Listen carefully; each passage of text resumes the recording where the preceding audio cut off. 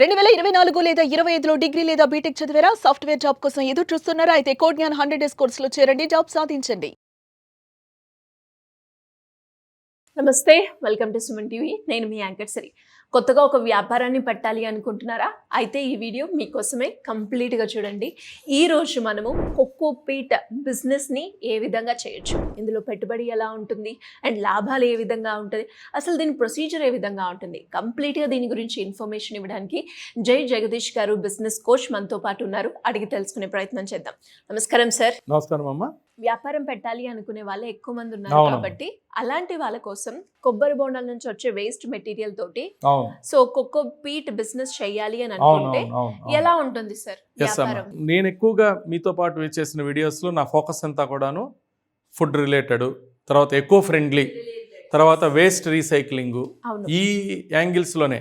అంటే మనం చేసే వ్యాపారం అది వ్యాపారం లాభాలు ఇస్తూ అటు సమాజానికి, ఎన్విరాన్మెంట్కి, కస్టమర్కి కూడా, యూజర్కి కూడా బాగుండాలి. సో వ్యాపారం చేసేవాడికి ఒక ఆనందం కలుగుతుంది అనమాట. సో ఇప్పుడు నేను చెప్పే కోకోపీట్కి ఏంటంటే, ఇప్పుడు జనరల్గా కొబ్బరి బొండం కోకోపీట్ అనగానే చాలామంది కొబ్బరి పీచులోకి వెళ్ళిపోతారు, అది కాయర్ అయిపోతుంది. సో మనం చాలామంది ఇది ఎవరు చెప్పరు. అసలు మీరు కోకోపీట్ బిజినెస్ చేసుకోమని కూడా ఎవరన్నా మార్కెట్లో మీకు అడ్వైజ్ ఇస్తే, coir business is different, peat business is different అని ఎవరు చెప్పరు. ఎవరికాళ్ళు కొబ్బరి పీచు అంటారు దాన్ని తెలుగులో, కాయర్ ఏమో ఇంగ్లీష్లో అయింది, పీట్ ఏమో ఇంగ్లీష్లో అయింది. మరి పీటు కాయరు అన్నప్పుడు ఏమైంది? ఇది పీట్ ఏంటి, కాయర్ పీచ్ ఏంటి? కాయర్ అనే ఒక వర్డ్ మనం వాడుతున్నాం నార్మల్గా. సో పీచు కాదు, పీచే ఇది పచ్చి పీచు అనమాట. ఇప్పుడు కొబ్బరి బొండంలో మెత్తటి పదార్థం ఉంటుంది. అది మెత్తటి పదార్థం ఎండితే కొబ్బరి బొండం కొబ్బరికాయగా మారినప్పుడు ఎండితే పీచు అవుతుంది. అది అదే కనుక నీళ్లు తాగేసి వెళ్ళినప్పుడు మనం చూస్తే చాలా పచ్చిగా ఉంటుంది. కట్ చేసినప్పుడు లోపల టెంక్ ఉంటుంది కదా, కొబ్బరి వాటర్ ఉంటుంది కదా, దాని చుట్టూ ఉన్నది పచ్చిగా ఉంటుంది. అదే పీచు అంటే మెత్తగా ఉన్న పీచు. కాయర్ అంటేనేమో ఎండిపోయిన పీచు. అదే డిఫరెన్స్, మెత్తటి పీచు, ఎండిన పీచుని మనం డివైడ్ చేస్తే ఇది పీటు, అది కాయర్. సో ఇలాంటి దాంతో ఇప్పుడు మనం రోడ్డు పక్కన చాలా బొండాలు పడేసి చూస్తూ ఉంటాం. బొండాలు కొట్టేవాళ్ళు కానీ, గుడిల దగ్గర కానీ, గుళ్ళ దగ్గర కానీ కన్నా ఈ సెంటర్స్, జ్యూస్ సెంటర్సు, కొబ్బరి బొండాల సెంటర్సు, తర్వాత రెస్టారెంట్లు కూడా కొన్ని పచ్చి కొబ్బరి వాడే రెస్టారెంట్స్ ఉంటాయి. సో వాళ్ళ పచ్చి కొబ్బరి వాడినప్పుడు బొండాలే తెస్తారు. సో ఈ తర్వాత మన ఫంక్షన్స్లో ఇప్పుడు యాక్చువల్ అది కూడా ఒక రోజు వ్యాపారం చెప్దాం. కొబ్బరి బొండాలని ఫంక్షన్స్కి సప్లై చేసే ఒక సిస్టమ్ కూడా ఉంది. అది ఒకసారి చెప్తాను నేను. దానిలో ఉన్న వ్యాపారం ఏంటి, దానిలో ఉన్న లాభం ఏంటి, ఖచ్చితంగా డిస్కస్ చేద్దాం. దానిలో ఆ వ్యాపారం కూడా దానిలో ఉందన్నమాట. సో వీళ్ళ దగ్గర నుంచి సేకరించి, దీనికి పెద్ద సేకరించడానికి చాలా హై కాస్ట్ ఏం కాదు.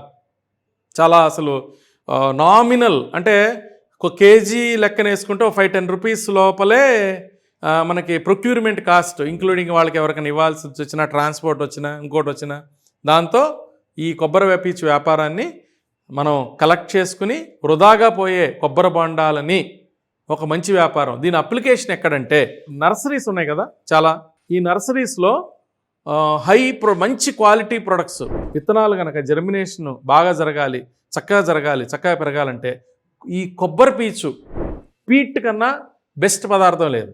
సాయిల్ కన్నా కూడాను ఇది బెస్ట్ అనమాట. చాలా చక్కటి, దీనిలో పోషకాలు ఉంటాయి కదా, నార్మల్ మట్టిలో ఉన్న పోషకాల కన్నా ఈ పీచులో ఉన్న పోషకాలు చాలా ఎక్కువ అవటం వల్ల ఇది కూడా ఒక ఆర్టిఫిషియల్ మట్టిలాగా ఉపయోగపడుతుంది అనమాట. అందువల్ల సేంద్రీయ వ్యవసాయం చేసేవాళ్ళు దీన్ని బాగా వాడతారు. అంటే జీవామృతం తయారు చేసుకుంటారు కదా, జీవామృతం అనేది తయారు చేసుకున్నప్పుడు కూడా ఈ కొబ్బరి పీచుని చక్కగా కలిపేస్తారనమాట, మట్టిలో కలిపేస్తారు, న్యాచురల్ మట్టిలో. సో జీవామృతం తయారు చేసేటప్పుడు కూడా దీన్ని వాడతారు. సో సేంద్రీయ వ్యవసాయ పద్ధతిలో పాటించే వాళ్ళకు కూడా ఈ కొబ్బరి పీచు అవసరం. అలాగే నర్సరీస్కి, ఎస్పెషల్లీ హై ఎండ్ నర్సరీస్కి, ఒక క్వాలిటీ మొక్కల్ని ఇచ్చే నర్సరీస్కి, నార్మల్ ఏదో చిన్న కాకుండా మంచి క్వాలిటీ మొక్కలు, క్వాలిటీ మొక్కలు, ఒక కస్టమర్లకి హై క్వాలిటీ ప్రొడక్ట్ ఇద్దాం అనుకున్న ప్రతి నర్సరీ కూడా దీన్ని వాడతారనమాట. ఇందులో పెట్టుబడి అనేది ఏ విధంగా ఉంటుంది సార్?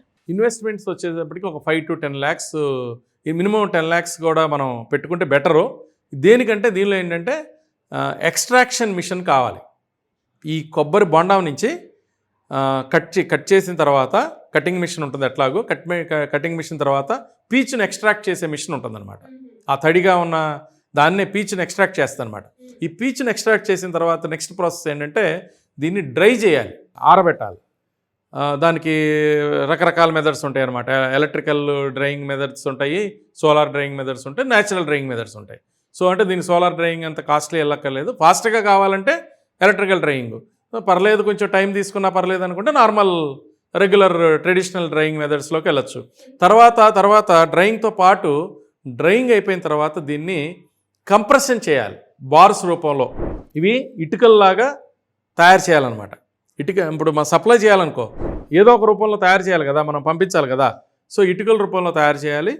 సో తయారు చేసిన వాటిని ఏంటంటే మనం ఒక అప్రాక్సిమేట్లీ ఒక టన్నుని మనం ప్రాసెస్ చేసుకున్నాం అనుకో. సో దీనిలో ఏంటంటే ఒక 50 రూపాయల నుంచి 60 రూపాయలు 70 రూపాయలు క్వాలిటీని బట్టి కేజీ దీని రేట్ ఉంటుంది. అంటే హోల్సేల్లో కనుక 10 కేజీలు 50 కేజీలు 100 కేజీలు సప్లై చేస్తే తక్కువ కాస్ట్ ఉంటుంది. ఇప్పుడు అమెజాన్ లాంటి చోట్ల కూడా ఇవి అవైలబిలిటీలు ఉన్నాయి. కోకోపీట్ అని అమెజాన్లో కనుక కొడితే, ఫ్లిప్కార్ట్లో కొడితే కూడా 5 కేజీల ప్యాకెట్లు 10 కేజీల ప్యాకెట్లు కేజీ అయితే ఎక్కువ తీసుకుంటారు. 1 కేజీ కనుక అయితే 99 రూపీస్ 80 రూపీస్ తీసుకుంటారు. అదే 5 కేజీలు అయితే 650 రూపాయలు, 10 కేజీలు అయితే 450 రూపాయలు లేదా 600 రూపాయలు, ఇలా రకరకాల రేట్స్లో మనకి అవైలబిలిటీలో ఉన్నాయి. నెలంతా కూడా 1000 కేజీలు అంటే చాలా ఎక్కువ. 1000 కేజీలు అమ్మామనుకున్నా కూడా ఒక 20 రూపాయలే మనకి మార్జిన్ వచ్చింది అనుకున్నా కూడా 2 lakhs రూపీస్ మనకు తీసుకోవచ్చు అనమాట లాభం. సో ఒక 100 కేజీలే పోయినాయి, 200 కేజీలే పోయినాయి అంటే 50,000 30,000 40,000. అందుకనే పిండి కొద్ది రొట్టె. మనం ఎంత వ్యాపారం చేద్దాం అనుకున్నాము, టార్గెట్ ఏంటంటే నేనేం చెప్తానంటే ఒక టన్ను అమ్మాలి నెలకని దిగితే బాగుంటుంది. ఏది మనం అంత పెట్టి 10 లక్షలు పెట్టి మ్యాన్ పవర్ని పెట్టి ఇవన్నీ పెట్టి మనం చేసినప్పుడు ఏంటంటే ఒక టన్ను అమ్మితే ఒక 2 లక్షలు. ఏది నేను చాలా తక్కువ చెప్తున్నాను, 30 రూపాయలు కూడా మార్జిన్ ఉండే అవకాశం ఉంది. అంటే ఈ ఖర్చులన్నీ అవుతాయి కాబట్టి ప్రొక్యూర్మెంట్ కాస్ట్ 10 రూపాయలు, బ్యాలెన్స్ ప్రాసెసింగ్ కాబట్టి 10 రూపాయలు, 40 రూపాయలకి మనం అమ్మినా కూడా నేను చెప్పిన ఇది 10 రూపాయలు మిగిలినా కూడా 1,00,000 రూపాయలు. అంటే ఇందులో మార్కెటింగ్ ఎలా ఉంటుంది సార్? సేంద్రియ వ్యవసాయం చేసే వాళ్ళ దగ్గరని అప్రోచ్ అవ్వాలి, నర్సరీస్ని అప్రోచ్ అవ్వాలి. సో ఇవి చేసుకుంటా నర్సరీస్కి వెళ్తూ చేసుకుంటా ఉంటే అప్రోచ్ అవటమే, కొత్త ఏరియాస్కి వెళ్ళిపోవాలి. అండ్ ఇంకోటి ఏంటంటే ఇది పాడైపోయే ప్రోడక్ట్ కాదు కదా, మనం డ్రై చేసేసాం బార్ల రూపంలో పెట్టాం కాబట్టి ఇదేమీ పాడైపోయే ప్రోడక్ట్ కాదు కాబట్టి దీన్ని మనం లార్జ్ స్కేల్లో చేసుకునే వాళ్ళు దీన్ని ఒక డిస్ట్రిబ్యూషన్గా ప్యాకేజ్డ్ ప్రోడక్ట్గా కూడా చేయొచ్చు. మర్చిపోయాను, దీన్ని అమెజాన్లో నేను చెప్పాను 1,00,000 రూపాయలు ఈ కామర్స్లో ఎవరు కొంటున్నారు యాక్చువల్ అది. ఇప్పుడు ఒక నర్సరీ అతను అమెజాన్లో కొనకపోవచ్చు, బాగా అర్జెంట్ అయితే కొనవచ్చు. వాళ్ళకేమో మనం డైరెక్ట్గా వెళ్ళి సప్లై చేస్తాం. అమెజాన్ దానిలోనూ ఫ్లిప్కార్ట్లో కొనగలిగే వాళ్ళు ఏంటంటే ఇంటి దగ్గర ఏదైతే మిద్దె మీద పంట కిచెన్ గార్డెన్ అని ఎవరైతే చేసుకుంటారో వాళ్ళకు కూడా కోకోపీట్ అనేది చాలా ఉపయోగం. మట్టి కన్నా చక్కగా మల్చింగ్ షీట్స్ ఉంటాయి, ఆ మల్చింగ్ షీట్స్లో ఇది వేసేస్తే ఇది సోకింగ్, అంటే దీనిలో ఉన్న అడ్వాంటేజ్ ఏంటంటే నీళ్లు పీల్చుకుని అలా ఉండగలుగుతుంది, తొందరగా డ్రై అవ్వదు. ఇప్పుడు మట్టి ఉందనుకో, మట్టిలో నీళ్ళు వెళ్ళిపోతే మళ్ళీ అక్కడి నుంచి ఇంకో మట్టి అటాచ్మెంట్ ఉంటే కిందకి వెళ్ళిపోతుంది. ఇప్పుడు మల్చింగ్ షీట్స్లో కనుక ఇది వేస్తే నీళ్లు పీల్చుకుని చక్కగా తేమను మెయింటైన్ చేయటం, ఇది చాలా క్వాలిటీస్ ఉన్నాయి. డెఫినెట్గా ఇది మంచి ఈల్డ్ ఇస్తుంది. తర్వాత మన ఇంట్లో మనం తినే ఆహారం కూడా చాలా మంచి న్యూట్రిషన్, దీనిలో న్యూట్రిషన్ మట్టిలో ఉన్నదానికన్నా దీనిలో ఎక్కువ న్యూట్రిషన్స్ ఉంటాయి 100%. ఇది మెయిన్ అడ్వాంటేజ్. సో దానిలోనే మొక్క పెరిగింది అనుకో, వంకాయ పెరిగింది, ఒక టమాటా పెరిగింది. సో దానివల్ల అదే నేను సేంద్రీయ వ్యవసాయంలో 2 రకాలుగాను మెయిన్ కిచెన్ గార్డెన్స్లో కూడా వాడుకోవచ్చు. సో వీళ్ళు టార్గెట్ ఏంటి, ఇంటింటికి కూడా సప్లై చేయొచ్చు. వీళ్ళు కిచెన్ గార్డెన్స్ని ఎంకరేజ్ చేస్తూ, కిచెన్ గార్డెన్స్ని ఎక్విప్మెంట్ చేసేవాళ్ళు, కిచెన్ గార్డెన్స్ని సప్లై చేసేవాళ్ళు ఉంటారు కదా, వాళ్ళకి వీళ్ళు రా మెటీరియల్ సప్లయర్గా వీళ్ళు మారచ్చు. ఎలా మిమ్మల్ని కాంటాక్ట్ అయ్యి బిజినెస్ గురించి తెలుసుకోవాలంటే ఎలా ఉంటుంది సార్? ఇది ఏం లేదమ్మా, మనకు స్క్రోల్ అయ్యే నెంబర్ని కనుక వీళ్ళు మార్నింగ్ 11 to ఈవినింగ్ 5 వరకు సంప్రదించగలిగితే మనం ఈ వ్యాపారమే కాదు ఇంకేదన్నా వ్యాపారంలో వీళ్ళకి కావాల్సి వచ్చినా, ఇంకేదన్నా వాళ్ళకేదన్నా వ్యాపారం ఐడియా ఉంటే దాన్ని వ్యాలిడేట్ చేస్తాం మనం, అది కరెక్టా కాదా, వాళ్ళకి సూటబుల్ అవుతుందా లేదా అని వాళ్ళకి గైడ్ చేస్తే మొదటి అడుగు మనం తప్పటడుగు కాకుండా కానీ చేయించగలిగితే వాళ్ళు ప్రాస్పర్ అవుతారు, వాళ్ళ వల్ల దేశం కూడా అభివృద్ధి చెందుతుంది. Thank you sir. Thank you అమ్మా, థ్యాంక్ యూ.